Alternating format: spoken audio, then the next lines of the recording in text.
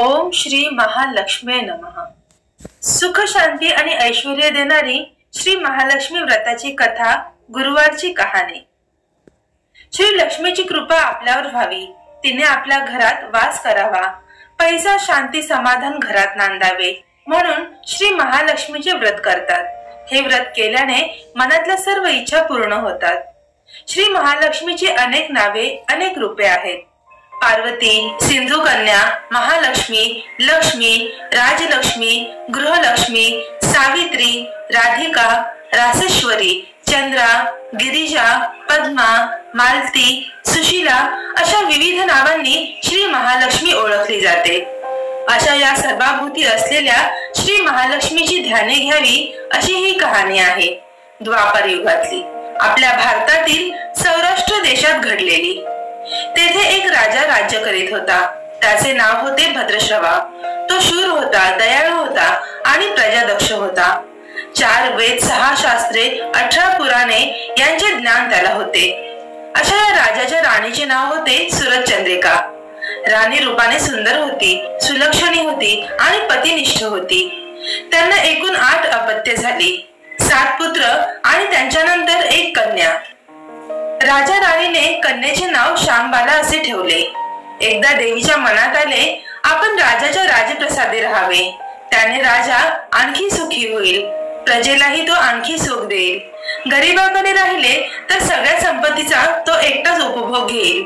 म्हणून देवीने एका म्हातारीचे रूप घेतले, फाटकी वस्त्रे ल्याली, आधारासाठी हातात काठी घेतली आणि काठी टेकत टेकत ती राणीच्या महालाच्या दाराशी आली। तिला पाहताच एक दासी पुढे आली। तिने म्हातारीला विचारले, कोण ग बाई तू, कुठून आलीस, काय काम काढलंस, तुझं नाव काय, गाव काय, काय हवं तुला? म्हातारीचे रूप घेतलेली श्री महालक्ष्मी म्हणाली, माझं नाव कमलाबाई, द्वारकेला राहते मी, तुझ्या राणीला भेटायला आले, कुठे आहे ती? दासी म्हणाली, राणी साहेब महालात आहेत, त्यांना सांगायला गेले तर त्या माझ्यावरच रागावतील, तुला त्या कशा भेटतील?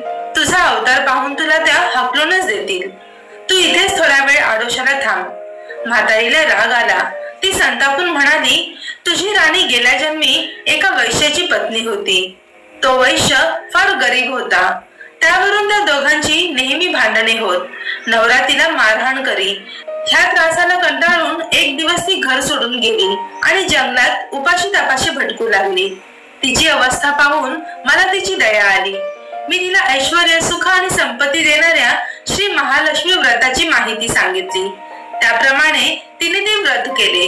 तिच्या व्रताने महालक्ष्मी प्रसन्न झाली, तिचे दारिद्र्य संपले, तिचे घर संपत्ती समृद्धीने भरले, तिच्या जीवनात आनंद भरला। लक्ष्मी व्रत केल्यामुळे मृत्यूनंतर ती दोघे पती पत्नी लक्ष्मी लोकात वैभवात राहिली। या जन्मी त्यांचा जन्म राजकुळात झाला आहे। देवीच्या कृपेने आता ती राणी पदावर बसली आहे, पण लक्ष्मी व्रताचा तिला विसर पडला आहे, त्याचीच आठवण करून देण्यासाठी मी इथे आली आहे। म्हातारीचे बोलणे ऐकून दासीच्या मनात जिज्ञासा निर्माण झाली। म्हातारीला पाणी दिले, नमस्कार केला आणि म्हणाली, मला सांगाल ते व्रत, मी करेन ते नेमाने, उठणार नाही, मातणार नाही, घेतला वसा टाकणार नाही। म्हातारीने दासीला लक्ष्मी व्रताची माहिती सांगितली। मग ती उठली आणि काठी टेकत निघणार तेवढ्यात राणी तरातरा महालातून बाहेर आली। फाटक्या वस्त्रातील म्हातारीला पाहताच ती संतापली आणि उर्मटपणे म्हणाली, कोण ग तू थेरडे, इथे कशाला आलीस, जा इथून। तिने पुढे होऊन म्हातारीला घालून दिले। ती म्हातारी म्हणजे प्रत्यक्ष महालक्ष्मीच होती, हे राणीला कळले नाही। राणीचा तो उर्मटपणा पाहून महालक्ष्मीने तिथे न थांबता स्वस्थानी जाण्याचे ठरवले। राणीचा महाल सोडून म्हातारी निघणार तोच एक मुलगी लगबगीने बाहेर आली। ती मुलगी होती राजकन्या श्यामबाला। तिने येऊन म्हातारीला नमस्कार केला आणि कळवळून म्हणाली, आजी रागावू नका, माझी आई चुकली, तिच्यासाठी मला क्षमा करा, मी तुमच्या पाया पडते। राजकन्याचे ते बोलणे ऐकून श्री महालक्ष्मीला तिची दया आली। लक्ष्मी व्रताची माहिती सांगितली। तो दिवस मार्गशीर्ष महिन्यातला पहिला गुरुवार होता। पुढे त्या दासीने लक्ष्मी व्रत केले, तिची स्थिती सुधारली, दासी पण सोडून ती सुखाने संसार करू लागली। राजकन्या श्यामबालेनेही भक्तिभावाने सांगितल्याप्रमाणे महालक्ष्मी व्रत केले। सगळे नेमधर्म पाळून दर गुरुवारी तिने ते व्रत केले. शेवटच्या गुरुवारी उद्यापन केले. लवकरच शांबालेचा विवाह मालाधर नावाच्या राजपुत्राशी झाला. तिला राजवैभव मिळाले. लक्ष्मी व्रताच्या प्रभावाने तिचा संसार सुखात समाधानात चालू लागला. पण इकडे भद्रश्रवा व राणी चंद्रिका यांना हळूहळू वाईट दिवस दिसायला लागले. त्यांचे राज्य गेले. त्यांचे सगळे वैभव ऐश्वर्य लयाला गेले. चंद्रिका राणी होती ती स्थिती आता बदलली. अन्न पाण्यालाही ती महाग झाली. भद्रश्रवाला फार वाईट वाटे, पण तो तरी काय करणार. एक एक दिवस चिंतेत उगवत होता तसाच मावळत होता. एक दिवस भद्रश्रवाला वाटले मुलीकडे जावे, तिला पाहावे आणि 4-8 दिवस तिच्याकडेच राहावे. त्याप्रमाणे तो जावयाच्या राज्यात आला. चालून चालून तो खूप दमला होता, म्हणून थोडा वेळ विश्रांती घेण्यासाठी तो एका नदीच्या काठी बसला. राणीची दासी नदीवर येत होती. तिने भद्रश्रवाला ओळखले. दासी धावत महालात गेली. राजाला बातमी सांगितली. शांबालेलाही हे समजले. शांबाला आणि मालाधराने रथ पाठवून भद्रश्रवाला मोठ्या मान सन्मानाने राजवाड्यात आणले आणि त्याचा आदर सत्कार केला. काही दिवस जावयाचा आणि भद्रश्रवा राजवाड्यातच राहिला. आता परत जायचे विचार त्याच्या मनात घोळू लागले. जावयाला त्याने तसे सांगितले. जावयाने संमती दिली. भद्रश्रवा परत जायला निघाला तेव्हा शांबालेने एक हंडा भरून धन पित्याला दिले. तो हंडा घेऊन भद्रश्रवा घरी आला. मुलीने धनाने भरलेला हंडा दिला आहे हे ऐकून सुरचंद्रिकेचा आनंद गगनात मावेना. घाईघाईने तिने हंड्यावरचे झाकण काढले. आत पाहते तर काय, हंड्यात धन नव्हतेच, होते फक्त कोळसे. महालक्ष्मीच्या अवकृपेने हंड्यातल्या धनाचे कोळसे झाले होते. चंद्रिकेने कपाळावर हात मारून घेतला. भद्रश्रवा हा चमत्कार पाहून चकित झाला.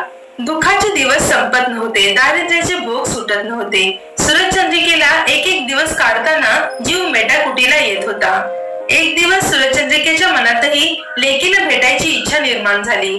त्याप्रमाणे ती लेकीच्या घरी जाण्यासाठी निघाली. तो दिवस मार्गशीर्ष महिन्यातला शेवटचा गुरुवार होता. सुरचंद्रिका लेकीच्या घरी पोहोचली तेव्हा शांबाला व्रताचे उद्यापन करीत होती. शांबालेने आईकडूनही महालक्ष्मी व्रत करून घेतले. 4 दिवस मुलीकडे राहून सुरचंद्रिका परत आपल्या गावात आली. लक्ष्मी व्रत केल्यामुळे काही दिवसातच त्यांना त्यांचे पूर्वीचे वैभव परत मिळाले. राज्य प्राप्ती झाली. पुढे काही दिवसांनी आई वडिलांना भेटण्यासाठी म्हणून शांबाला माहेरी आली. पण बाप भेटायला गेला असताना त्याला शांबालेने कोळसा भरलेला हंडा तरी दिला होता, पण आपल्याला मात्र काहीच दिलं नाही. हा राग राणीच्या मनात होता. त्यामुळे शांबालेचे व्हावे तसे स्वागत कोणीही केले नाही. राणीने एक प्रकारे तिचा अपमानच केला होता. पण शांबालेला आईचा राग आला नाही. ती पुन्हा आपल्या घरी जाण्यासाठी निघाली आणि निघताना तिने पूर्वी बापाला दिलेला हंडा परत घेतला. त्यात मीठ भरले व तो हंडा घेऊन ती आपल्या सासरी आली. स्वगृही आल्यावर मालाधराने शांबालेला विचारले, माहेराहून काय आणलंस? शांबालेने बरोबर आणलेल्या हंड्याकडे बोट दाखवले. मालाधराने झाकण काढून आत पाहिले तर हंड्यात मिठाचे खडे. मालाधराने चकित होत पत्नीला विचारले, हे काय, या मिठाचा काय उपयोग? शांबाला म्हणाली, थोडं थांबा म्हणजे कळेलच. त्या दिवशी शांबालेने कुठल्याच पदार्थात मीठ घातले नाही. सगळेच पदार्थ अळणे. मालाधर जेवायला बसल्यावर तिने त्याला सगळे पदार्थ वाढले. सगळे जेवण त्याला अळणे लागले. मग शांबालेने पानात थोडे मीठ वाढले. अन्न पदार्थात ते मिसळताच बेचव अन्नाला चव आली. हा मिठाचा उपयोग, शांबाला पतीला म्हणाली. मालाधरालाही तिचे म्हणणे पटले. थोडक्यात जे कोणी महालक्ष्मी व्रत श्रद्धेने आणि मनोभावे करतील त्यांना श्री महालक्ष्मी प्रसन्न होऊन त्यांच्यावर तिची कृपा होईल. पण श्रीमंती आल्यावर सुद्धा माणसाने उतू नये, मातू नये. नित्य नेमाने श्री महालक्ष्मी व्रत करावे. देवीचे मनन चिंतन करावे, म्हणजे देवी सदैव तुमच्या पाठीशी उभी राहील, तुमची कामना पूर्ण करेल. महालक्ष्मीची ही कथा कहाणी गुरुवारची सुफळ संपूर्ण. ओम श्री महालक्ष्मी नमः.